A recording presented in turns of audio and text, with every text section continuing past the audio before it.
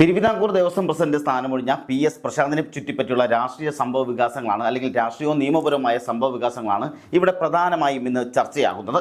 ശബരിമല സ്വർണ്ണപ്പാളി കേസിൽ ഹൈക്കോടതി നടത്തിയ രൂക്ഷ വിമർശനങ്ങളുടെയും അതുപോലെ പ്രത്യേക അന്വേഷണ സംഘത്തിന്റെ അന്വേഷണത്തിന്റെയും പശ്ചാത്തലത്തിലാണ് അദ്ദേഹത്തിന്റെ പടിയിറക്കം സംഭവിച്ചിരിക്കുന്നത്. ഒരു വർഷത്തേക്ക് കൂടി കാലാവധി നീട്ടി നൽകാൻ CPM സംസ്ഥാന സെക്രട്ടേറിയറ്റ് ആദ്യം തീരുമാനിച്ചിരുന്നെങ്കിലും സ്വർണ്ണപ്പാളി കേസിൽ ഹൈക്കോടതിയുടെ ഗുരുതരമായ പരാമർശങ്ങളും അതുപോലെ തന്നെ കേസിലെ അന്വേഷണം നിലവിലെ ബോർഡിലേക്ക് നീങ്ങുമെന്ന സൂചനകളും കണ്ടതോടെയാണ് CPM തീരുമാനം മാറ്റിയിരിക്കുന്നത്. ഇതോടെ പ്രശാന്തിന് ദേവസ്വം ബോർഡിൽ നിന്നും പുറത്തു പോകേണ്ടിയും വന്നിട്ടുണ്ട്.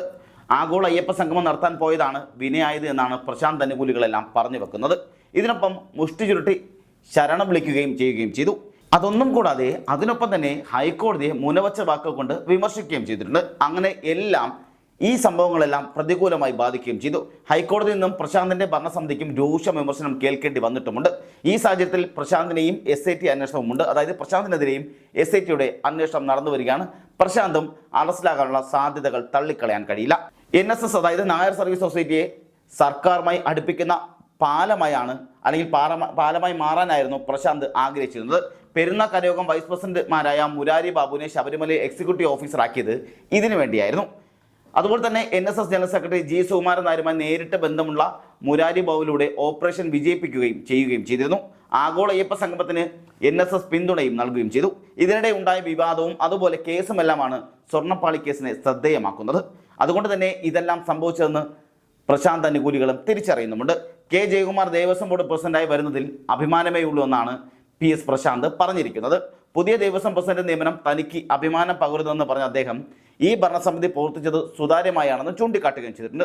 അദ്ദേഹത്തെ പോലെ പരിണിതപ്രജ്ഞനായ അനുഭവ പാരമ്പര്യമുള്ള പാണ്ഡിത്യമുള്ള ഒരാൾ ഈ പദവിയിലേക്ക് വരുന്നത് ശബരിമലയുമായി ബന്ധപ്പെട്ടായാലും ദേവസ്വം ബോർഡിലെ മറ്റു ക്ഷേത്രങ്ങളെ സംബന്ധിച്ചായാലും കൂടുതൽ ഊർജ്ജമായി മാറുമെന്ന കാര്യത്തിൽ തർക്കമൊന്നുമില്ല എന്നും അദ്ദേഹം പറയുകയും ചെയ്തു. മാത്രമല്ല ശബരിമലയിലെ വികസനത്തിൽ സർക്കാർ വലിയ മുന്നൊരുക്കങ്ങൾ നടത്തി മുന്നോട്ട് പോവുകയാണെന്നും ആഗോള അയ്യപ്പ സംഗമം സംഘടിപ്പിച്ചതും അതുപോലെ ആഗോള അയ്യപ്പ സംഗമത്തിന്റെ മാസ്റ്റർ പ്ലാൻ തയ്യാറാക്കിയവരിൽ ഒരാളാണ് ജയകുമാർ എന്നതും സ്വാഭാവികമായൊരു കാര്യമല്ല എന്നുകൂടി മനസ്സിലാക്കണം.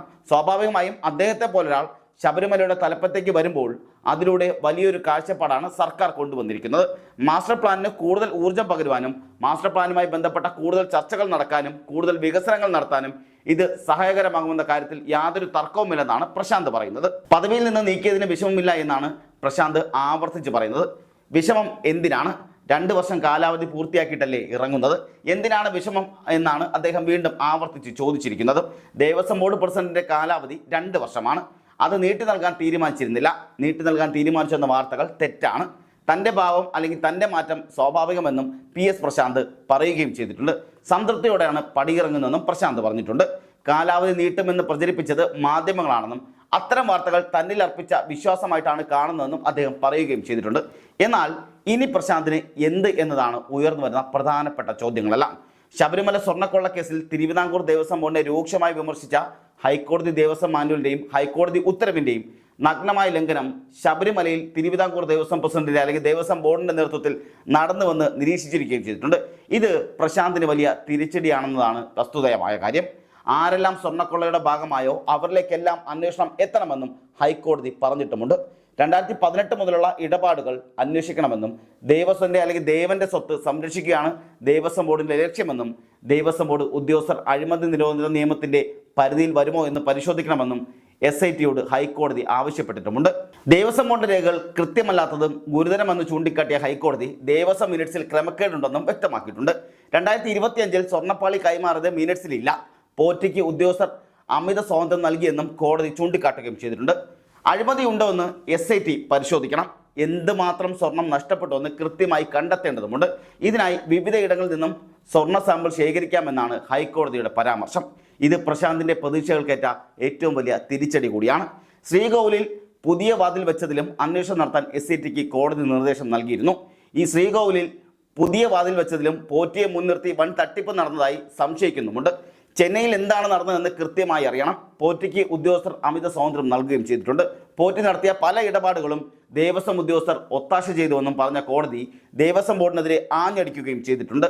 ദ്വാരപാലക ശില്പങ്ങളുടെയും വാതിലിന്റെ പകർപ്പ് സൃഷ്ടിക്കാൻ അധികൃതർക്ക് പോറ്റിക്ക് അനുമതി നൽകുക, അതായത് അധികൃതർ പോറ്റിക്ക് അനുമതി നൽകുകയായിരുന്നു.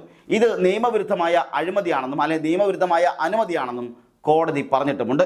ദേവസ്വം ബോർഡിലെ മിനിറ്റ്സ് ബുക്ക് പിടിച്ചെടുക്കാനും ഹൈക്കോടതി നിർദ്ദേശം നൽകിയിട്ടുമുണ്ട്. അതിനുശേഷവും പ്രശാന്തിന്റെ ദേവസ്വം ബോർഡ് മിനിറ്റ്സ് നൽകിയിട്ടുമില്ല. പിന്നീട് SIT പിടിച്ചെടുക്കുകയായിരുന്നു.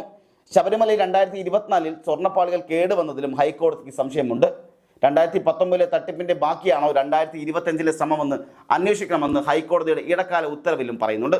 ഉണ്ണികൃഷ്ണൻ പോറ്റിക്ക് ശില്പപാളികളും താങ്ങപീഠവും കൈമാറാൻ തിരുവാഭരണ കമ്മീഷണർ നിലപാടുമെടുത്തു.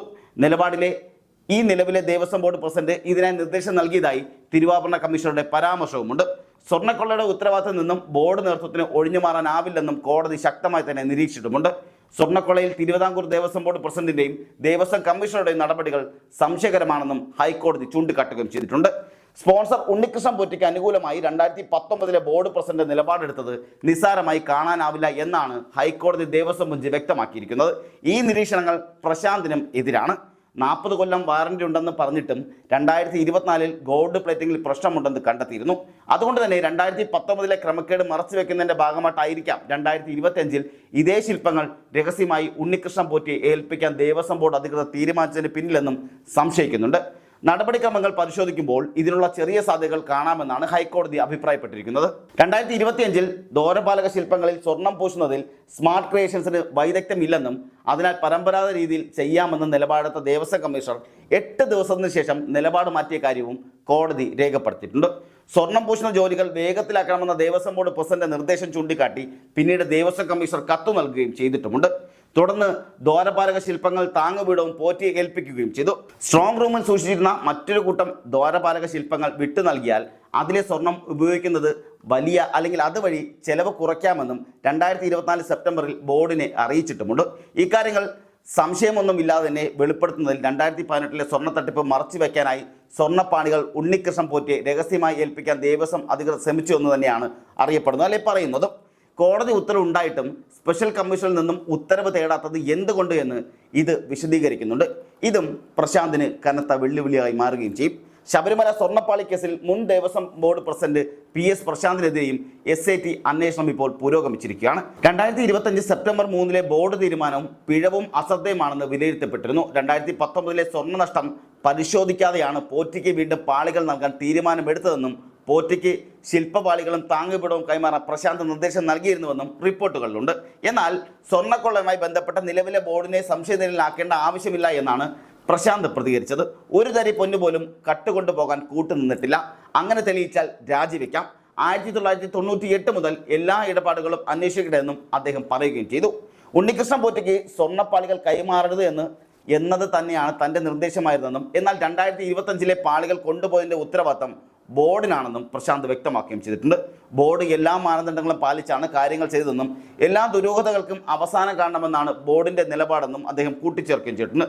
താനാണ് തെറ്റുകാരനെങ്കിൽ ശിക്ഷിക്കപ്പെടട്ടെ എന്നും SITയുടെ അന്വേഷണം മികച്ച രീതിയിലാണ് മുന്നോട്ട് പോകുന്നതെന്നും അദ്ദേഹം പറയുകയും ചെയ്തിട്ടുണ്ട്.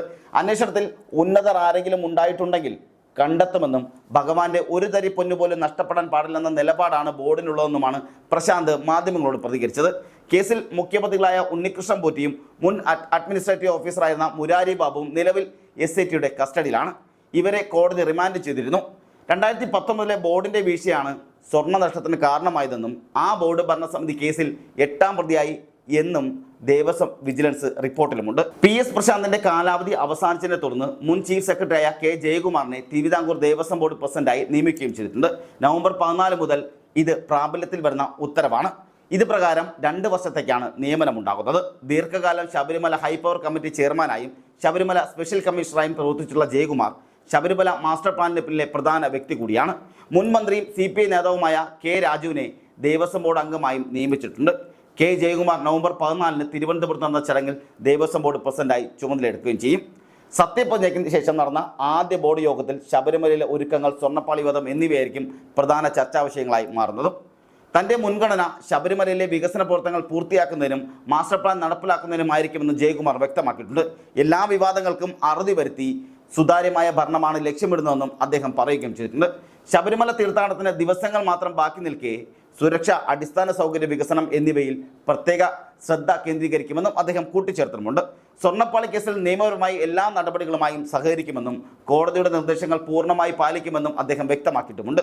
ശബരിമലയുടെ ചരിത്രപരമായ പ്രാധാന്യം കണക്കിലെടുത്തും മുൻ അനുഭവങ്ങളുടെ വെളിച്ചത്തിലും ഭരണപരമായ കാര്യങ്ങളിൽ കൂടുതൽ ജാഗ്രത പുലർത്തുമെന്നും കെ ജയകുമാർ ഉറപ്പ് നൽകിയിട്ടുമുണ്ട്.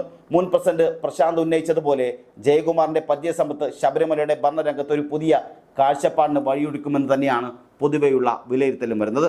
പക്ഷേ അപ്പോഴും പ്രശാന്തിനുള്ള കുരുക്ക് മുറുകുന്നു എന്നുള്ളത് നാം ഇവിടെ ഓർക്കണം. കാരണം ഇവിടെ CPM-ന്റെ സ്വന്തം സഹചാരിയായിരുന്ന ഒരുപക്ഷെ കോൺഗ്രസിൽ നിന്ന് മാറി ഇങ്ങോട്ട് വന്നിട്ട് CPM-ലേക്ക് വന്നിട്ട് വലിയ തരത്തിൽ നിൽക്കുമ്പോൾ ഇവിടെ വലിയ തിരിച്ചടികളാണ് പ്രശാന്തിന് ഉണ്ടാകാൻ പോകുന്നത്. ഒരുപക്ഷെ SIT ഏത് നിമിഷവും അറസ്റ്റിലേക്ക് കടക്കുമെന്നുള്ള സുപ്രധാനമായ വിവരങ്ങളും ഈ സമയം പുറത്തു വരുന്നുമുണ്ട്.